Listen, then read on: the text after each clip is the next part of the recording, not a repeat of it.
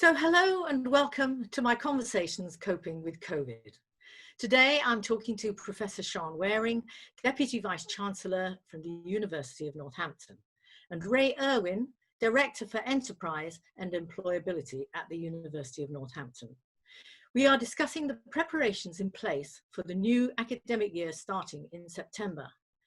Let's begin with an understanding of the teaching and learning opportunities at the university and follow with the safety and well-being preparations for the students. So Shan, perhaps you'd like to start? Well, lovely to join you today, Sylvia.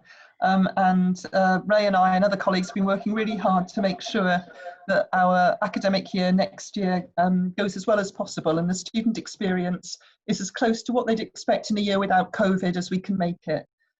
So our focus has been to make sure that all students get a minimum of 2 hours contact on campus every week. Some students will get more than that because some of our courses like nursing or engineering require students to be in specialist spaces or doing hands-on contact.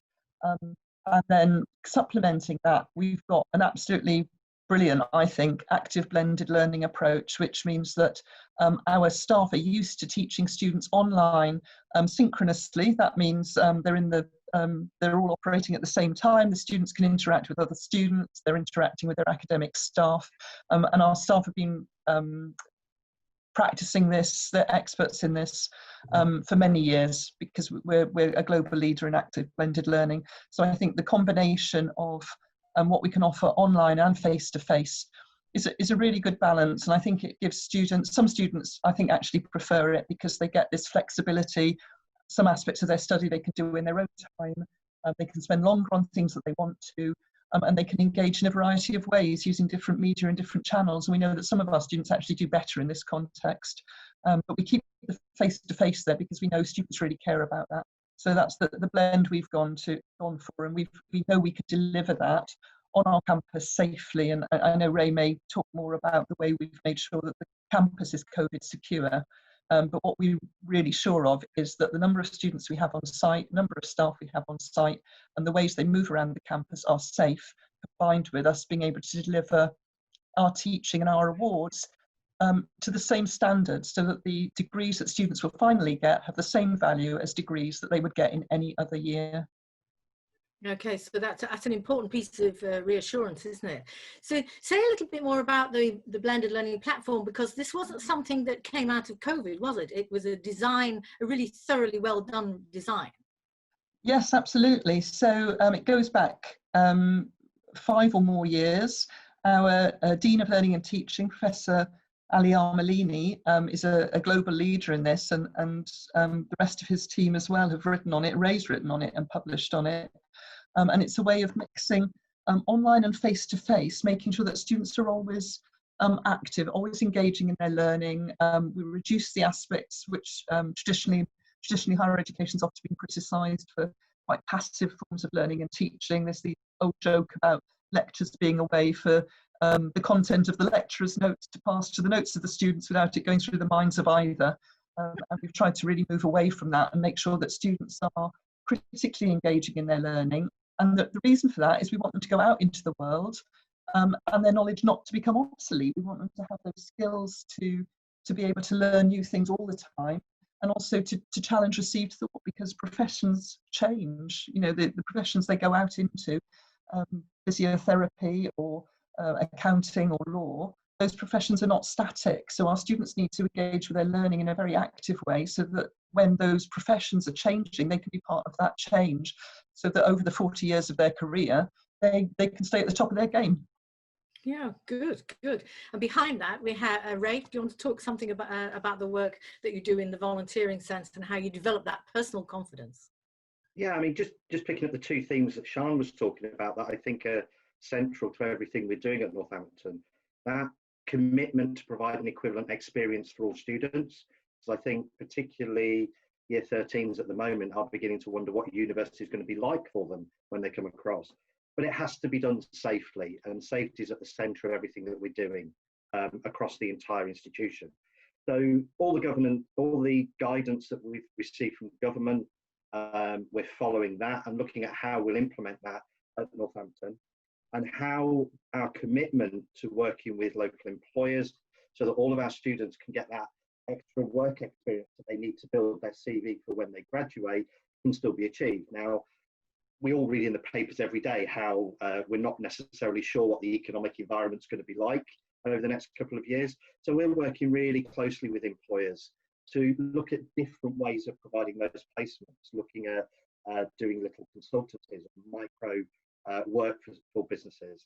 And they're really interested in that, because one thing the COVID lockdown has taught us is that the world of work is going to be very different over the next few years, and maybe forever.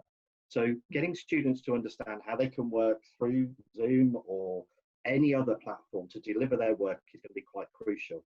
But I think also when students come onto campus, we want them to feel safe, and we want their families to be sure that we're looking after them. So our Director of Estates is putting a lot of work into looking at how halls will work and making sure that students are safe there. International students, and we have a good proportion of our students come from overseas, making sure that they're safely quarantined, making sure that they orientate well into the university, and making sure that they understand how to keep safe as they navigate their way across the space that we've got as a campus. We obviously run a bus service, so we're building in social distancing into that to make sure that students feel really comfortable. And I think unique across higher education, our student union is even planning a COVID socially distanced Freshers Week, which is something other universities have just decided they can't do. And it's testament to the University of Northampton and the staff and the students that actually they said, no, first years when they come, Freshers is all part of that initiation ceremony. There will be activities going on, there will be open car park cinemas, there'll be a Freshers fair, there will be uni day. So we're trying to make it as authentic as possible, the same for all new students as in previous years, but just with that added, the tents might be 2 or 3 meters apart rather than next to each other. We might be doing it outside rather than in a classroom. So a lot of work has gone into all of this, and we're hoping that students, when they see the work and see the way we're going to be working, will be reassured that at Northampton, not only will they get excellent learning and teaching through our ABL model, but they'll also be safe, their well-being will be looked after, and the support structures are there to provide that super supportive environment for them. Yes, it's because I imagine if you're in the upper sixth now and looking forward to going to university, I mean, you go for the work and to get a degree, which is all about your career, but you also go for the independence, don't you? The being on your own, you're being in a new group of people. So, you know, how are they going to achieve that going this year? Yeah, I mean, you're right, Sylvia. The friends you make at university tend to be the ones that see you through your life in one way or another. So we're very conscious that with that safety in mind, that we need to be creating those social spaces. There will be the same sorts of ways in which we create that sense of community, that sense of cohort, that sense of belonging to your course. All of that will be there, but it will just be slightly different. There'll be use of IT, there'll be the synchronous learning and teaching, there will be virtual student union events. There's a whole program that Shan and colleagues are working on for Welcome and Induction Week to help students orientate their way through. And we are launching a transition into higher education provision so that students can begin to understand. But you're right, use of Facebook, use of Instagram, whatever the platform is these days that people want to use. So I just heard that TikTok's on its way out, and I've only just got to grips with that one. But whatever those platforms are, we'll be able to use those to create that sense of being part of something, even though it might not be all together in one classroom. We'll all be going through this together. So I'd just come in and agree with Ray there, because our staff are really concerned that students feel engaged, they feel anchored, they feel they've got a chance to make new friends. And we know that's really important to student success. It's not just a nice thing to have either. We know that it makes a massive difference to how likely students are to complete their courses successfully. So all our staff are thinking now about activities that we could do in that first week or two that build those social relationships and build that sense of university as a place where I belong and I fit in and people care about me. And we all aspire to that, but I'm really pleased this year that we've done so much planning for that, and our staff have really bought into it. So I think there's lots of exciting things to do that are a mixture of online and face-to-face to build those webs of relationships which support people through their university career. Yeah, indeed. Perhaps you could say something about the actual, because I mean, if you haven't actually seen the site or been on the university site, it absolutely lends itself to this, doesn't it? That's right. I mean, it's I only joined the university 9 months or so ago, but one of the reasons for doing it was it's the foremost university in the UK for a digital campus. It's been built with an IT infrastructure, and the whole philosophy of education at the university is one that is really about the digital skills of staff and students as part of all the other skills they're learning. And that's because we know that in the future, not only will digital make things, quicker, more accurate, to do things at scale, but it'll be part of all our skills. So we've really embedded that in the educational experience at the University of Northampton. Yeah. If you've not been to the university, it's been built with students in mind. That plethora of places that we have where students can come together and have conversations. You can walk your way through. It's a really open campus as well. Unlike some universities, we've put a great emphasis on small number teaching. So the one thing that will strike you is that we only have one lecture theatre, I believe, and that's only 80 capacity. So a lot of the learning and teaching is done in small numbers. We've integrated learning and teaching space with library space, with social space, because actually all of those things together create that learning environment for students to help them succeed. And I think it is testament to the thought that went in around active blended learning, the learning and teaching model in its more broader sense, the way we've created space, that when we went into lockdown, I think, and I hope Shan will agree with me on this, our students and staff adapted far quicker than some of the stories that we're hearing from other universities, where the move to online learning and teaching has been quite traumatic for some and felt like a diminution in the offer that they were getting. For our students, it wasn't learning and teaching online, it was actually supported blended learning through different platforms where they still engage with their lecturer, still engage with the material, and still engage with their colleagues. So I think for year 13s who are thinking of coming, and the parents of those year 13s who are thinking of going to university, whatever year you go to university, it's scary.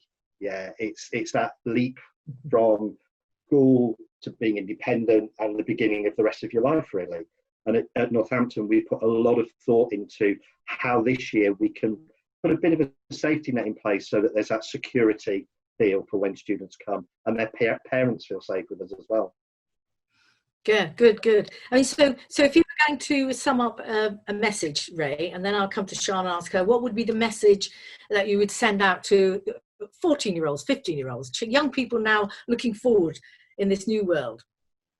Yeah, I mean, 14 and 15-year-olds, what I always say to them is university isn't for everybody. And I didn't go to university straight from school. I left it a few years before I went. And sometimes you need to have that chance to go out into the world. But university is a unique experience. It really does set you up for the rest of your life.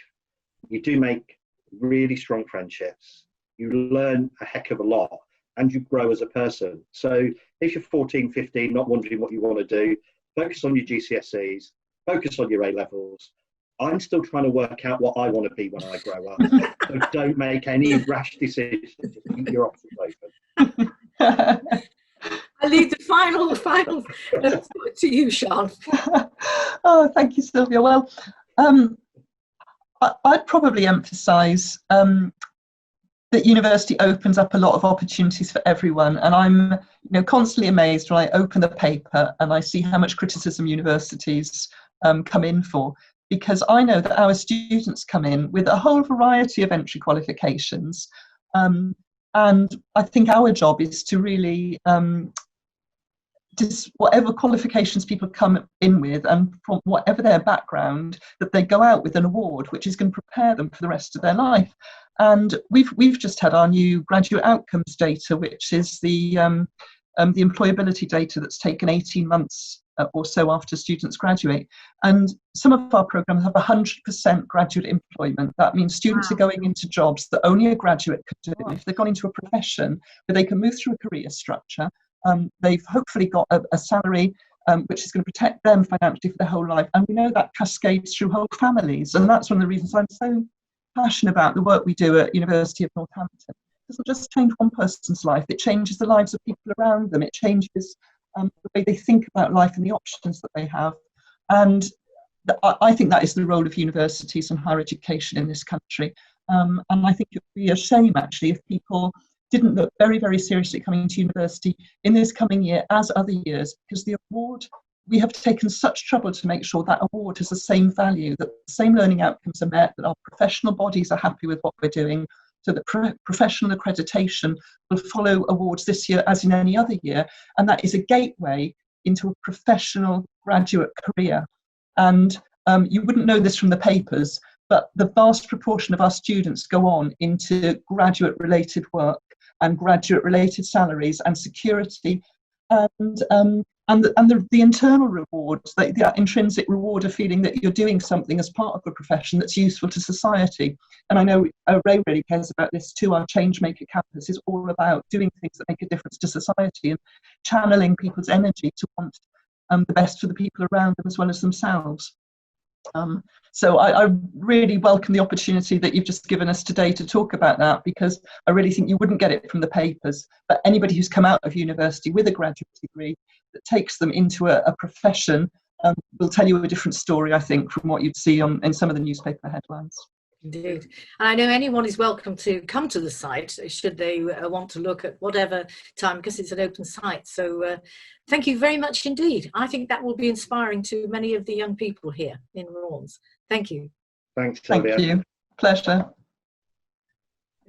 This year, 4 out of every 10 18-year-olds have applied to a higher education course.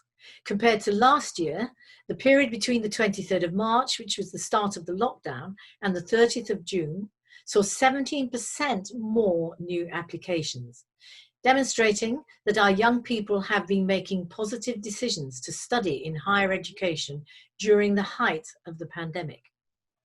Our podcasts, indeed, have had a considerable focus on education, with very clear messages from parents, teachers and students that we must not, under any circumstances, lose sight of the vital role of education. Of course, we want our children to be safe, and I think there is reassurance from all levels of education that it has been an absolute priority and a success. But above and beyond all, we want our children and young people to stay focused and committed to their education, to do the best that they can for themselves and for future generations. Thank you.